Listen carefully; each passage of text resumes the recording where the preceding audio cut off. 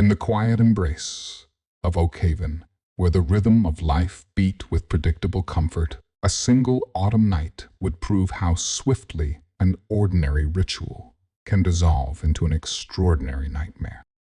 Sarah Jenkins, a woman whose vibrant spirit illuminated her small town, completed her shift, locked the pub door, and then simply vanished into the crisp October air.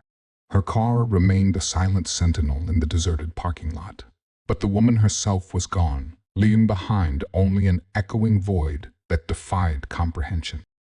This was not a story of a life tragically ended, but of a presence horrifyingly erased, leaving no trace, no final farewell, only a gaping chasm of uncertainty. It shattered the town's fragile illusion of safety, exposing a terrifying truth about the hidden corners of human depravity. What shadowy force could consume a soul so completely in a place so seemingly secure? And how can a community ever truly find peace when the ultimate truth remains buried in the darkness? Oak Haven, a town built on old stone and unwavering traditions, hummed with a predictable, comforting rhythm. Deep within forested hills, where ancient oaks stood vigilant and autumn's chill-deepened life unfolded with a familiar, gentle grace. Here, everyone knew their neighbors, and Sarah Jenkins, at 28, was more than just a local. She was a cherished thread in the town's fabric. Her warmth, a consistent presence, illuminated the Old Barrel pub where her meticulous tending of the bar marked her as a quiet pillar of the community. Sarah possessed a kindness that felt intrinsically genuine, a laugh that could brighten the darkest corners, and an unyielding loyalty to her parents, Arthur and Margaret, and to her closest friends. As the town hall clock in the square tolled its deep chimes past midnight, Sarah performed her nightly ritual. The cool metal key turned with a definitive click in the pub's heavy oak door, the bolt sliding home with a soft final thud that echoed in the sudden quiet of the street. It was a motion ingrained by countless repetitions, a mundane act sealing away the day's convivial echoes. Inside the Old Barrel, usually a bastion of spirited chatter, now held only the fading scent of hops and the quiet hum of refrigeration. Sarah adjusted her purse, strapped the familiar weight, a small domestic reassurance. Her gaze briefly caught her phone screen, a text from Emily, her best friend, detailing brunch plans, a small, vibrant note of future normalcy. She smiled faintly, tucking the device back into her bag, a tiny spark against the deepening chill of the late October night. Outside, the air was sharp, carrying the damp aroma of decaying leaves and the distant earthy scent of the river. A thin mist began to curl around the base of the streetlights, transforming their glow into diffuse, ethereal halos. Her worn blue sedan, a faithful constant through Oak Haven's evenings, waited alone in the near-empty parking lot, its engine cold. Long, distorted shadows stretched across the asphalt, dancing subtly in the faint light, lending an almost theatrical quality to the deserted space. Sarah slid into the driver's seat, the familiar fabric of the seat molding to her shape. She inserted the key, turned the ignition, and the engine sputtered to life with a low, comforting purr.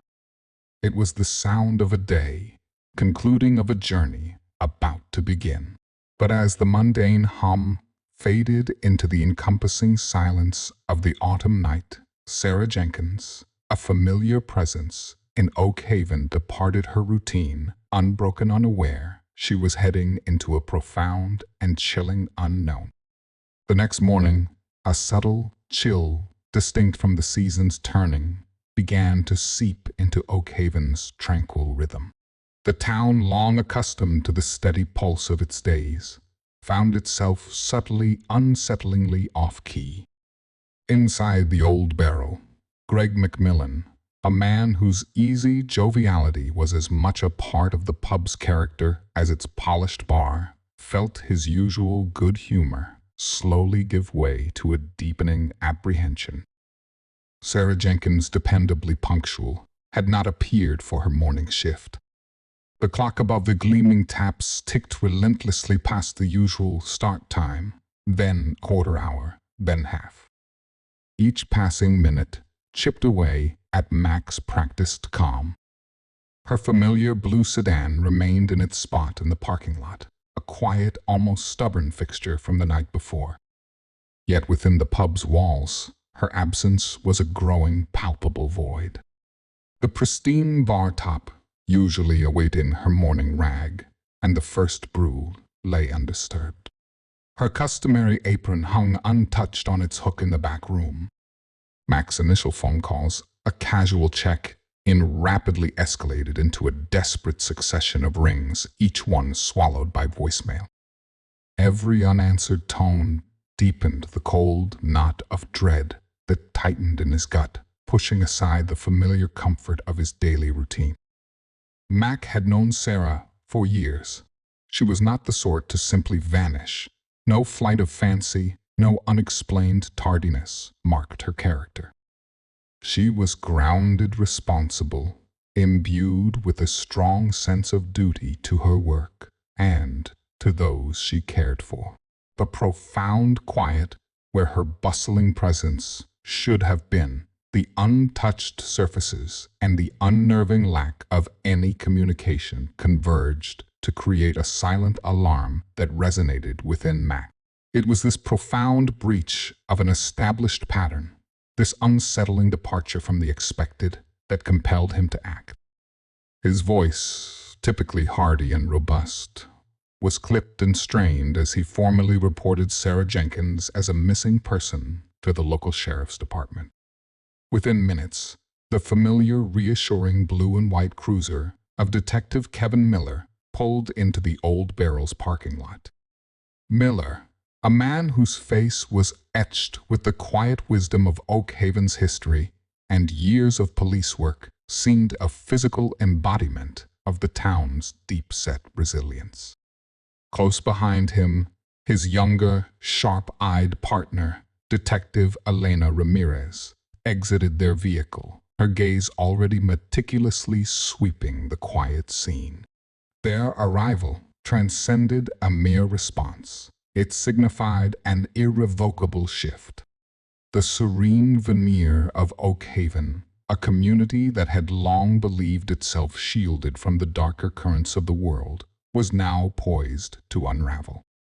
The arrival of Detectives Miller and Ramirez at the Old Barrel instantly shifted its atmosphere, initiating an investigation that would swiftly begin to consume Oak Haven. What had been a vibrant hub of community chatter just hours before transformed into a sterile tableau under the piercing glare of police flashlights. Crime scene technicians, moving with methodical precision, began their meticulous sweep. Every polished surface of the bar, every shadowed corner of the booths, every inch of the worn floorboards came under intense scrutiny. Miller and Ramirez, their trained eyes assessing, moved through the space, noting the critical details, no signs of forced entry, the heavy oak doors' locks intact, the windows undisturbed. The stark absence of any struggle inside the pub immediately deepened the perplexing nature of Sarah's disappearance. One crucial detail immediately stood out: Sarah's purse, containing her wallet and keys, was nowhere to be found. Her blue sedan, resting neatly in its usual spot, offered no visible clues. Its pristine interior, disturbingly untouched, revealed no signs of a disturbance. Parking lot, a mosaic of gravel and dew-kissed asphalt, was systematically cordoned off and examined. Detectives scoured the ground for any scuff marks, dropped items, or subtle impressions that might betray a struggle, But the cold, damp earth yielded nothing, stubbornly clinging to its secrets. The scene's unnerving cleanliness felt like a deliberate erasure, a stark absence where clues should have been. The first interviews began a series of clipped, focused questions aimed at reconstructing Sarah's final hours. Greg McMillan, still pale and visibly shaken, recounted Sarah's professional conduct and the uneventful closing of the pub, stressing her lack of any apparent distress. Her co-workers' faces, etched with disbelief and concern, echoed his sentiment, uniformly describing Sarah's cheerful demeanor, her unwavering good spirits, and a life devoid of known conflicts or troubling encounters. Their testimonies painted a consistent picture of an ordinary, unmarred night. The only potential witness to Sarah's final moments materialized in the form of grainy surveillance footage from the bar's exterior cameras. Positioned primarily for insurance purposes, the black and white images proved frustratingly obscure. Camera, a silent, imperfect observer, captured Sarah locking up her figure, a familiar silhouette against the dim light. Then, a fleeting, almost imperceptible blur near her car, just before she vanished from the frame. The shape was unidentifiable, too indistinct to offer any real lead. Collectively, these initial findings presented a chillingly blank canvas, leaving detectives Miller and Ramirez with a profound and perplexing lack of evidence. The pub, once vibrant, now echoed only with unanswered questions, each one amplifying the unsettling silence that had fallen over Oakhaven. With the immediate crime scene yielding little in the way of tangible evidence, detectives Miller and Ramirez shifted their strategy, moving beyond the physical parameters of the pub to explore the vibrant life Sarah Jenkins had lived. The investigation began to meticulously chart Sarah's existence, attempting to build a comprehensive picture of the woman who had so abruptly vanished. Their first crucial interview was with Emily Hayes, Sarah's best friend. Emily's face, tight with shock, was a living testament to escalating fear, her eyes wide with a grief too raw to be fully processed. Clutching a damp tissue, Emily painted a vivid, heart-wrenching portrait of Sarah.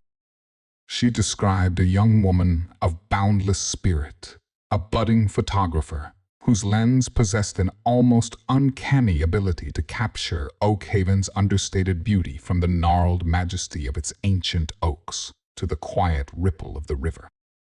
Sarah was a devoted daughter to Arthur and Margaret Jenkins, her life intricately woven into the fabric of her family, and a loyal friend who consistently placed the needs of others before her own.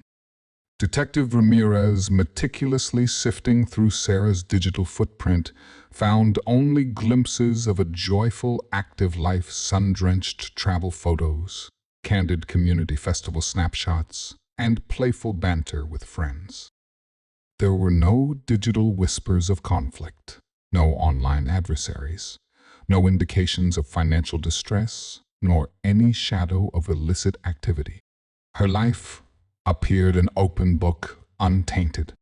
The Jenkins home, typically a sanctuary of warmth and laughter, was now cloaked in a palpable grief, a heavy silence punctuated only by the fragile sounds of hushed comfort. Margaret Jenkins sat on a worn armchair, her fingers tracing the familiar outline of a framed photograph of Sarah, her eyes red-rimmed and distant, fixed on a cherished memory. She was larger than life, Margaret whispered, her voice a brittle testament to a profound, unspeakable loss, barely audible above her quiet sobs. Arthur, Sarah's father, maintained a stoic facade, yet a barely perceptible tremor in his hands betrayed the depth of his anguish. He spoke of Sarah's quiet determination, her dreams of transforming the old general store on Main Street into her own photography studio, a future now cruelly extinguished. Each shared memory, Each tear shed by those who loved Sarah solidified a grim reality for Miller and Ramirez. The abstract puzzle of a missing person case transformed into a profoundly personal quest. They were no longer simply processing data. They were confronted with the stark, aching void Sarah's absence had carved into the lives of those around her. It underscored the raw human cost of this crime, deepening the detective's resolve to pierce the shroud of mystery and bring Sarah Jenkins home, or at least to bring her family answers. The limited progress at the Old Barrel forced detectives Miller and Ramirez to narrow their investigative scope, meticulously scrutinizing Sarah's final hours through the lens of the pub's last departing patrons. Their attention quickly sharpened on two distinct figures who had lingered that fateful night. First, Mark "Grumpy" Peterson, a fixture at the Old Barrel known for his boisterous disposition and an almost proprietary claim on Sarah's friendly attention. He was habitually among the last to depart, nursing a final beer, sometimes pushing the boundaries of comfort with overly familiar remarks towards Sarah. When questioned, Mark's responses were terse, punctuated by a dismissive wave of his hand. His alibi, delivered with a forced shrug, was vague, went straight home, fell asleep. Like I always do on Tuesdays. He vehemently denied any interaction with Sarah, after closing, insisting he'd left a good 20 minutes prior to her. As he spoke, his chest puffed out, an overt display of self-assertion, yet his eyes darted nervously, betraying a flicker of unease beneath his bluster. Then there was Thomas Vance, a recent transplant to Oakhaven, new to town for a job at the local mill.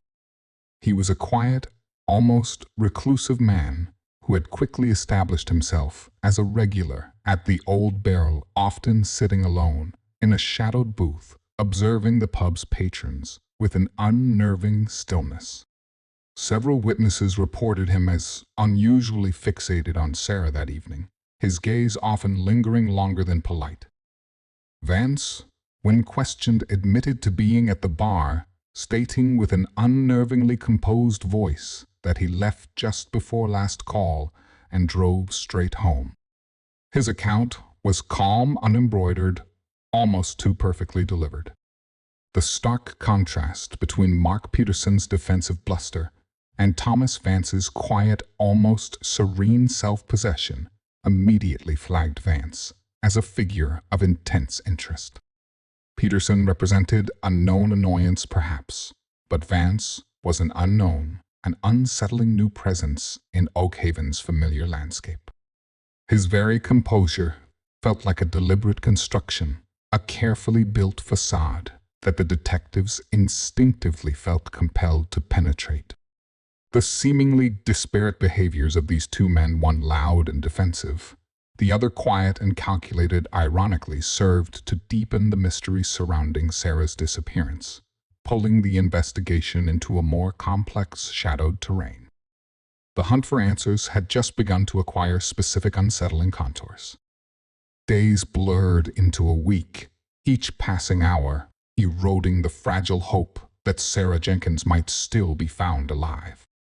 The initial exhaustive search efforts across Oakhaven and its surrounding woods had yielded nothing but cold leads, leaving behind a deepening despair that settled like a pall over the community.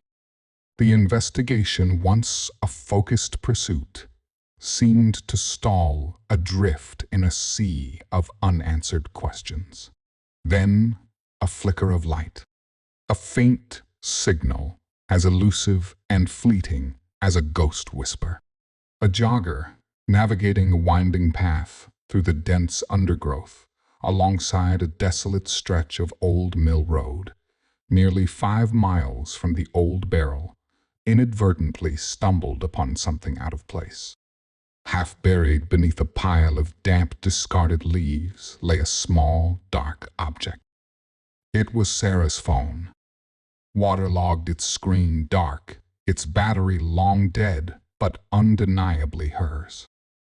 The grim discovery immediately ignited a fresh, desperate wave of urgency through the investigative team.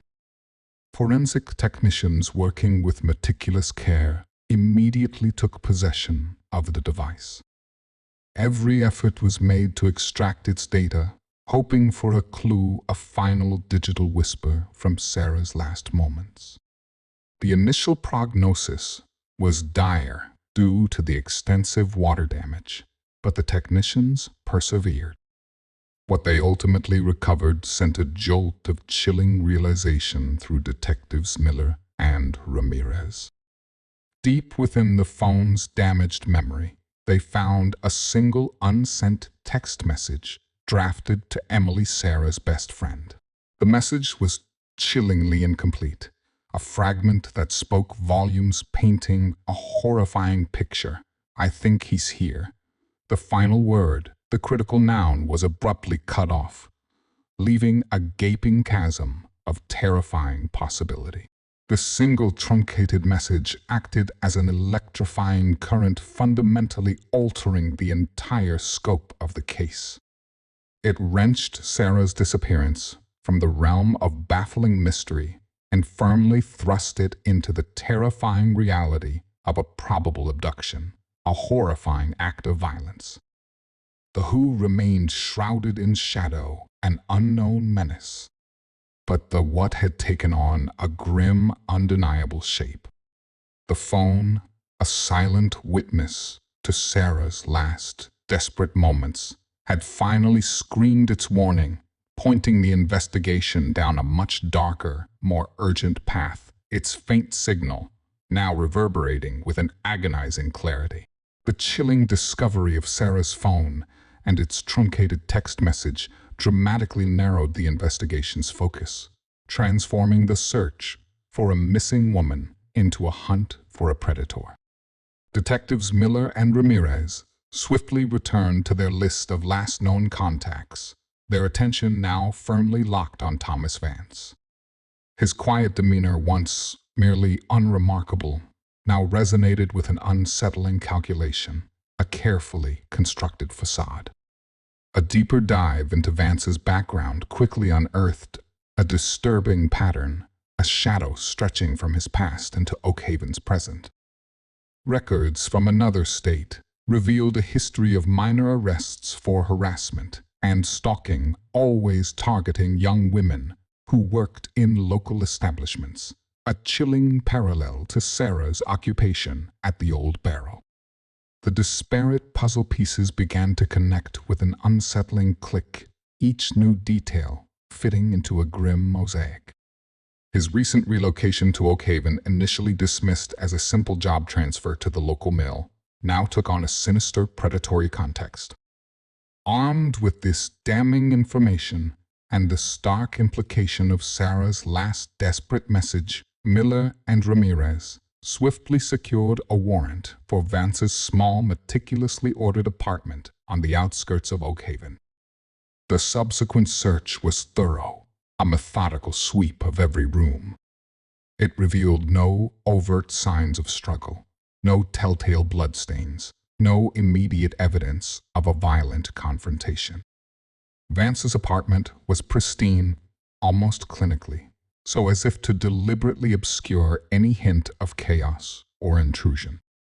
However, tucked away in a seemingly innocuous drawer, the detectives made a discovery that sent a cold shiver through the room, a detailed sketch. It was unmistakably Sarah Jenkins, rendered with an almost photographic precision, capturing the subtle curve of her smile from behind the bar. This was no casual doodle. It was an act of profound observation. Further searching unearthed several receipts for recent anonymous burner phones, purchased just days before Sarah's disappearance. Though still largely circumstantial, these items collectively painted a chilling portrait of obsession, of methodical premeditation, of a hunter meticulously preparing for his prey. Quiet observer Thomas Vance clearly harbored a hidden life, a dark undercurrent beneath his placid exterior. The detectives now sensed with grim certainty they were closing in on the predatory shadow that had fallen over Oakhaven, the elusive he from Sarah's final, desperate warning. The hunt was no longer just for Sarah, but for the full, terrifying truth of what Thomas Vance had done.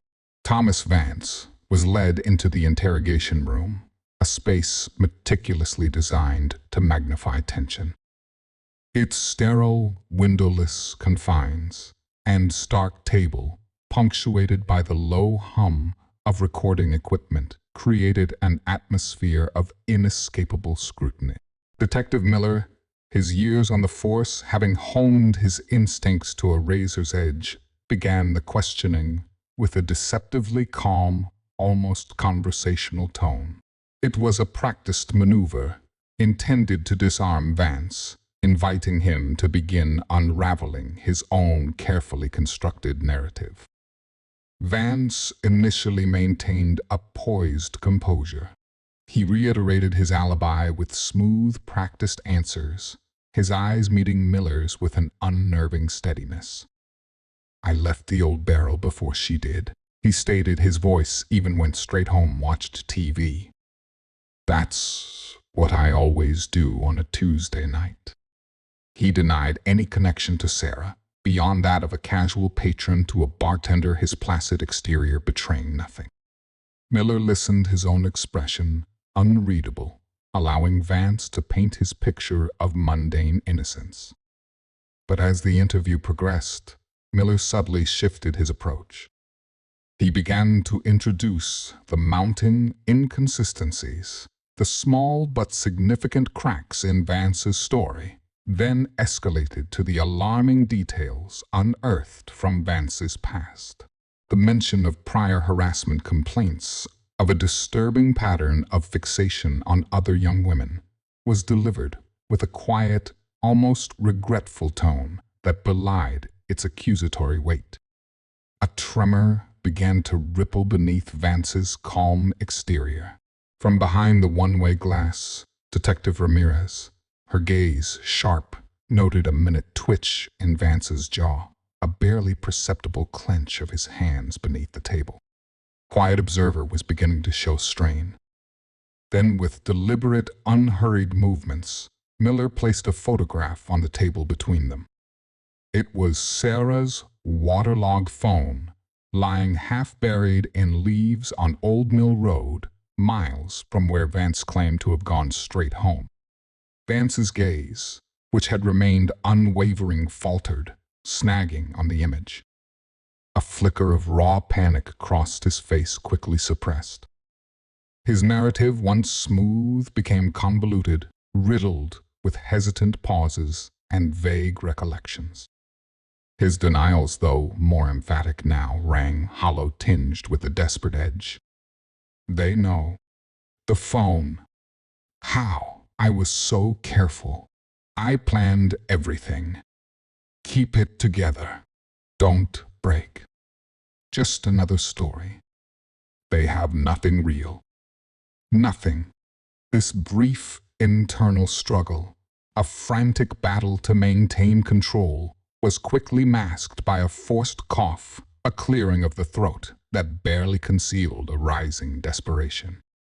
He looked up, his eyes now visibly strained, a renewed but fragile insistence on his innocence coloring his voice.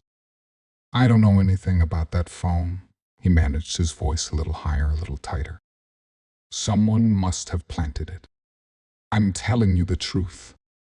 The carefully constructed facade of the quiet observer had begun its definitive crumble, revealing not a placid man, but the frantic architect of a desperate, unraveling web of lies. The cat-and-mouse game had reached its peak. The hunter had been cornered, his meticulously woven deception finally starting to fray at the edges, exposing the calculating mind beneath. With Thomas Vance arrested and formally charged with Sarah Jenkins' abduction and presumed murder, the case transitioned from the meticulous world of investigation into the fraught arena of the courtroom. The air within the hallowed halls of justice crackled with a palpable tension, a heavy sense of impending battle. The prosecution, spearheaded by the sharp and methodical Assistant District Attorney Clara Jensen, faced a formidable challenge, securing a conviction without the crucial physical evidence of a body or a definitive murder weapon. Jensen, known for her precise and methodical approach, painstakingly constructed her case, weaving a compelling narrative from a mosaic of circumstantial evidence. She methodically laid out Vance's disturbing history of stalking, revealing a pattern that illuminated his predatory nature. The chillingly precise sketch of Sarah, discovered in his otherwise sterile apartment, spoke volumes of his obsessive fixation.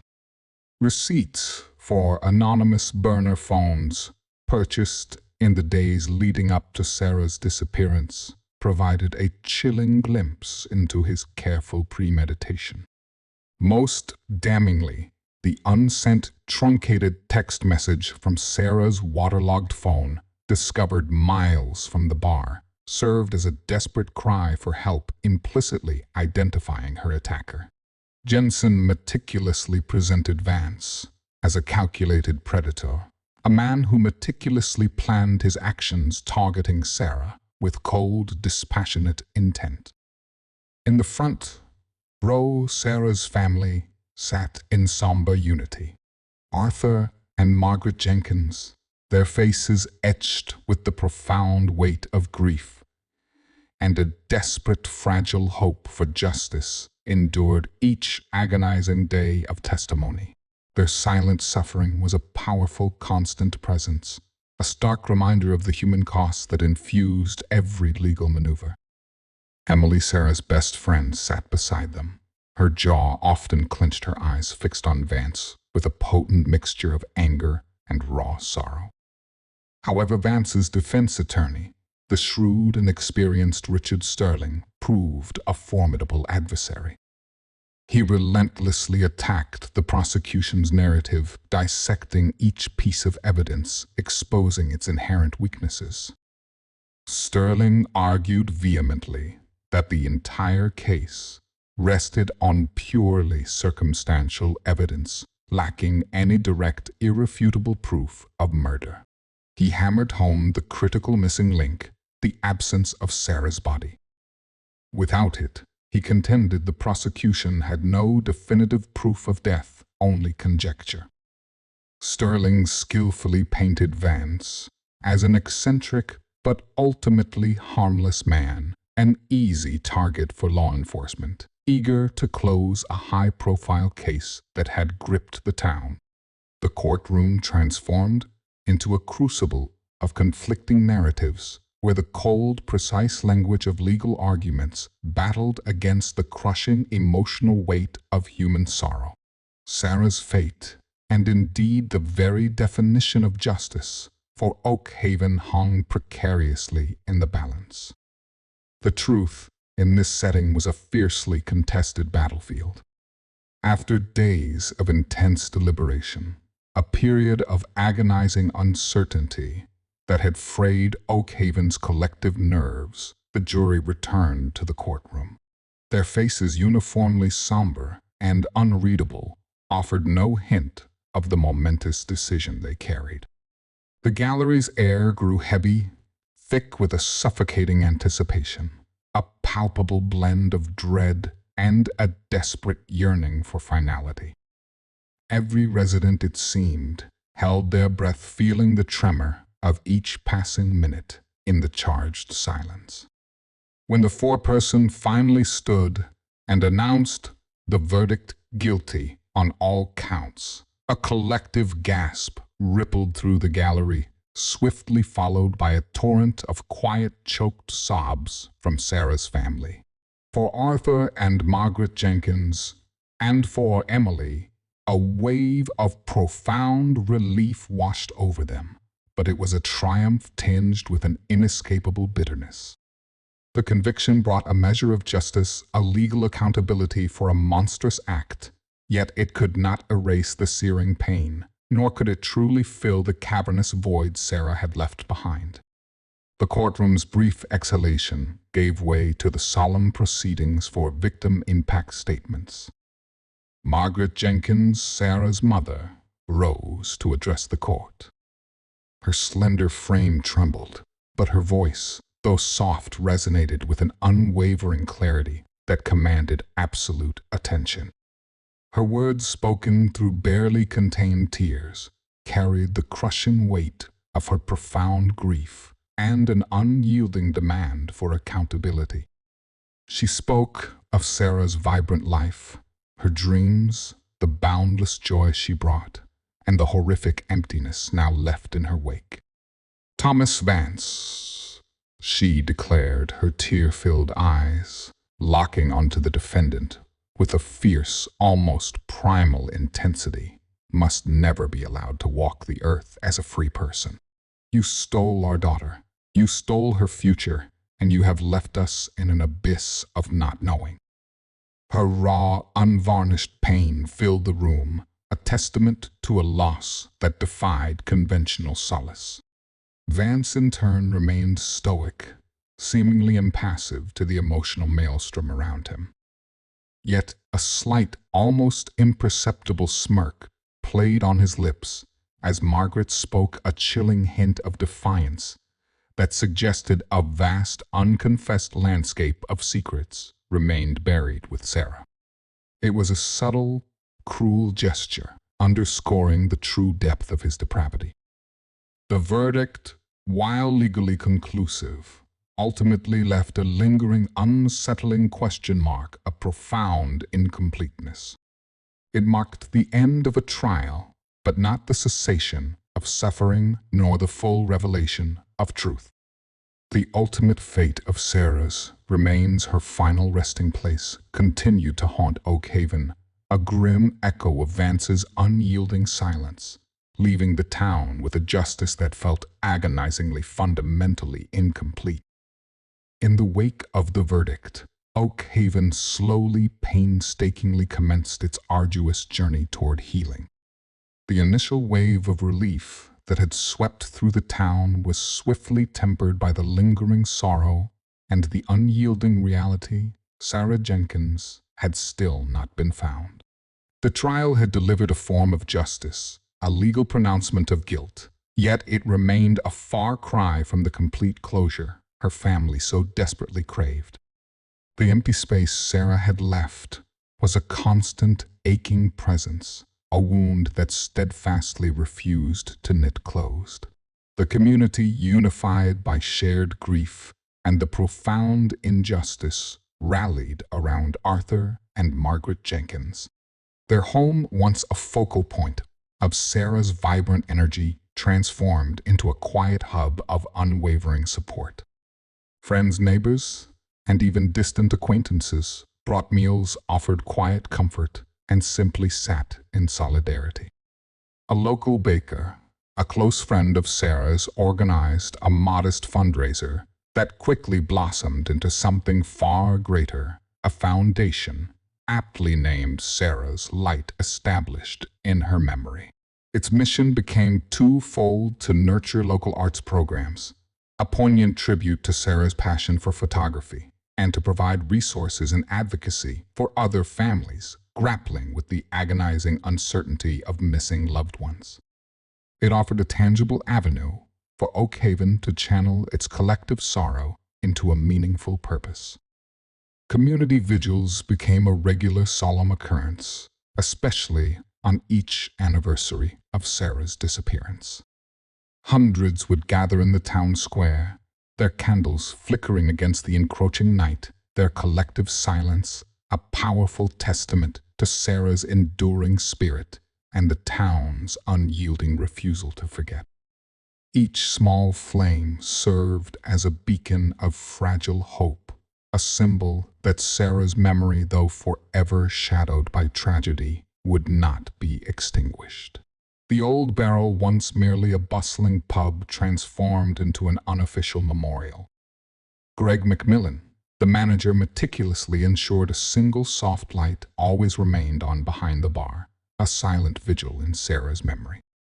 Patrons would often raise a glass, not in boisterous celebration, but in quiet, respectful remembrance of the young woman who had brought so much light to their evenings.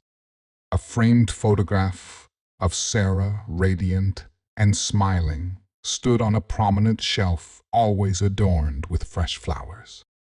While life in Oakhaven gradually resumed its familiar rhythm, a new subtle layer of caution permeated the town's atmosphere.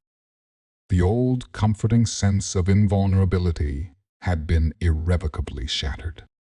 There was a quiet, almost unspoken understanding that evil could indeed infiltrate even the safest, most idyllic of havens. Parents held their children a little closer, doors were locked a little earlier, and the carefree innocence that once defined Oakhaven was subtly, irrevocably altered. The conviction of Thomas Vance had removed a visible threat, a known danger, but the empty space Sarah left behind served as a constant, poignant reminder of life's fragility and the unyielding grip of loss. It was a wound that, despite the passage of time and the solace of community, would forever remain tender, a deep and enduring scar on the heart of Oakhaven. Despite the guilty verdict and the community's heartfelt efforts to heal, the final haunting chapter of Sarah Jenkins' story remained agonizingly unwritten. Thomas Vance, even after his conviction and the pronouncement of his sentence, became a chilling cipher. He steadfastly refused to reveal the location of Sarah's body, shrouding his dark secret in a cloak of defiant silence, wielding it as a final cruel weapon against the very people he had irrevocably harmed. For Arthur and Margaret Jenkins, the legal closure felt hollow, an empty victory that failed to assuage the gnawing ache in their souls. They had witnessed justice served in the courtroom, but without the ability to bring their daughter home to give her a proper burial, their grief remained untethered, a restless torment. The absence of Sarah's physical resting place meant no tangible site for their mourning, no quiet ground where they could visit, lay flowers, and find a semblance of peace. This profound void of knowing continued to consume their days, a pervasive enemy that gnawed at the edges of their peace, denying them the solace of a final goodbye. Margaret often found herself staring at Sarah's photograph, wishing for a sign, a whisper, anything that might point towards her daughter's hidden resting place. Arthur, though outwardly stoic, carried the immense weight of this incompleteness in the deep lines etched around his eyes, a perpetual burden. Detective Kevin Miller, a man hardened by years of confronting humanity's darkest aspects, found himself grappling with a profound sense of incompleteness. The case, a professional triumph that saw a dangerous predator removed from society, remained a personal ache.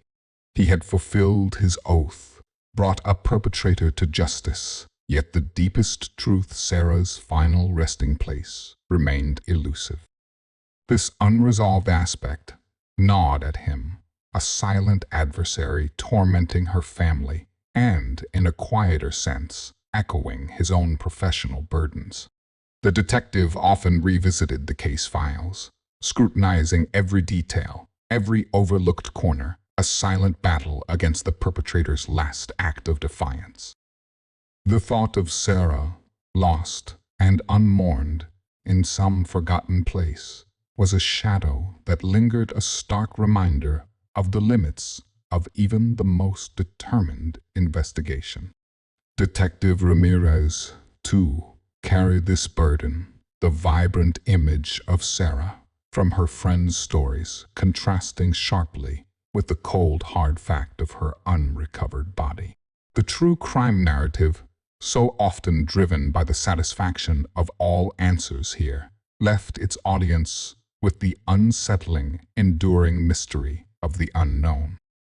There was no final triumphant discovery, no moment of complete clarity to offer ultimate relief.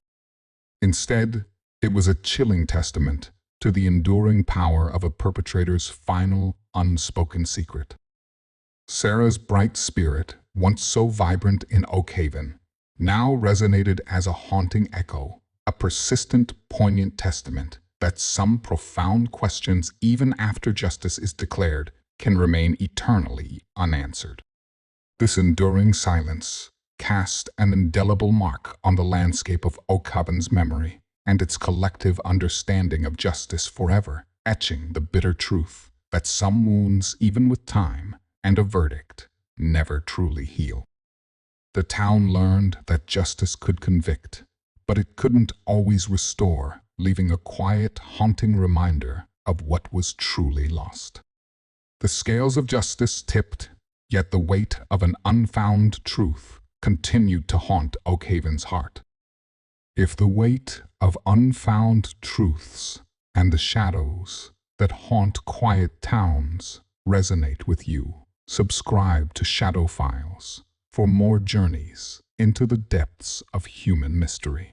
Don't forget to subscribe to Shadow Files and hit the notification bell